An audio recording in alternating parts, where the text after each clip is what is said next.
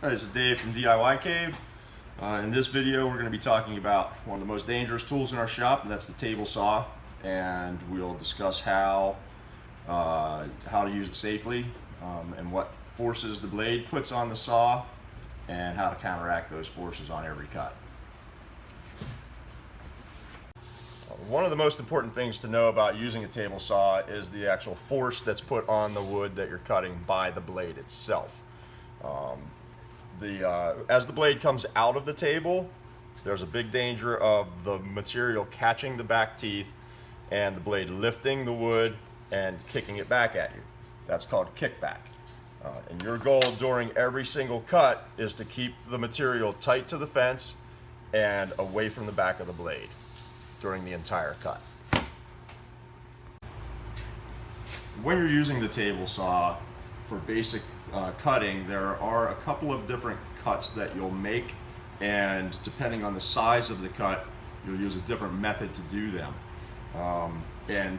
During those cuts, hand position and body position are really important, and we'll go through a couple of those different basic cuts now.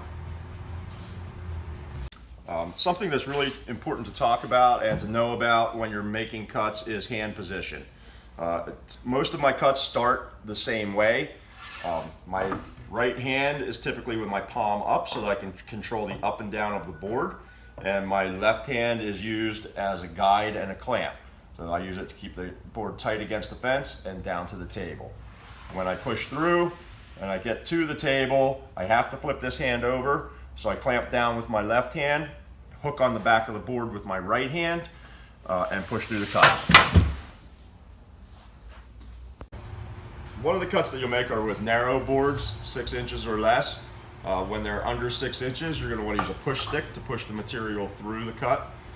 This is a shop-made push stick, and there are many commercially made available on the market. I like this one because it gives you a lot of control over the material. A couple of things to note when you are making cuts is that body position and hand position are very important. When you're cutting, you don't want to be in line with the blade or in line with the part that's going to be cut. So you're going to have to move your body out of the way. When you use the push stick, it's important to know where to put that as well. Remember that we're always trying to counteract the force of the blade by keeping the board away from the back teeth of the blade and tight to the fence. So when you are using a push stick, you want to make sure that you have space between the stick and the fence to be able to counteract the force of the blade.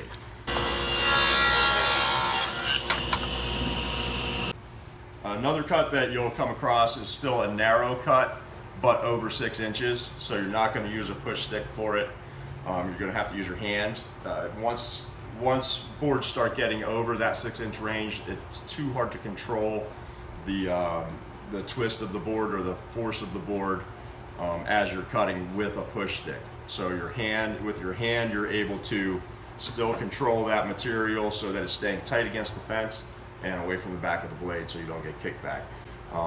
With this, when you are cutting this larger board, you're still going to have to be aware of where your body is and stay out of the way of the blade. Once we get to the larger cuts, you're going to have to move to the other side of the blade. For these narrower cuts, it's very similar to using the push stick, except you're going to push straight through with your hand. And the same as when we talked about the push stick, you don't want your hand tight to the fence because you have no control over the board. Another cut that you come across is one that's a little bit wider, and in this case, it's pretty difficult to stand with your body out of the way to the left of the blade. So when you are making this cut, you're going to have to control it with your body completely on this side of the blade. And the same principles still apply. We're trying to keep this corner against the fence. And luckily we have good peripheral vision, so keep an eye on where your hand is according to the blade, and also what's happening on the fence. The goal here is always to keep the board tight to the fence as you push through, and then go ahead and push all the way through the cut.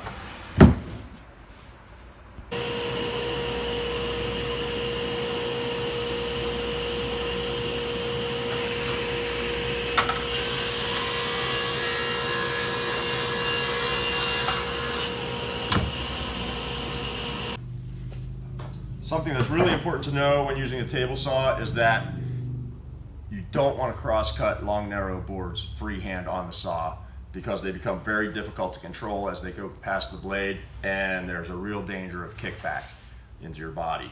So we have different methods of making those cross-cuts, and we'll show a video about how to use the miter gauge. We have a cross-cut sled and also miter saw.